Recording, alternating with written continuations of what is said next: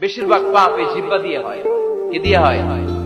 এজন্য সাহাবারা জিহ্বা ধরে মাঝে মাঝে জিহ্বার মধ্যে ব্যাট মারতেন আর বলতেন, জিহ্বা তোর জন্য আমি আটকে যাবো কিয়ামতের দিন। আমলিক আলাইকা লিসানাক, নিজের জিহ্বার মালিক নিজে হন। আপনার জিহ্বার মালিক যেন শয়তান না হয়ে যায়। জিহ্বা আপনার, শয়তানের ভাষায় আপনি কথা বলেন কেন?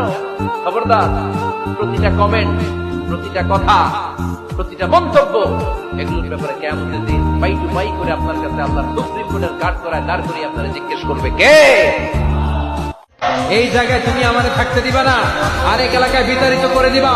ওইখানের প্রতিটা মানুষের হৃদয়ে আমি কোরআনের দাওয়াতকে পৌঁছে দেব। আমাদের কাজ হচ্ছে পৌঁছে দেওয়া। আমি দেশে থাকি, আমি বিদেশে থাকি, আমি নিজ এলাকায় থাকি, আমি যেখানেই থাকি, আমাদের মিশন কালিমার দাওয়াতকে মানুষের হৃদয়ে পৌঁছে দেওয়া। চিল্লায় এখন ঠিক কিনা?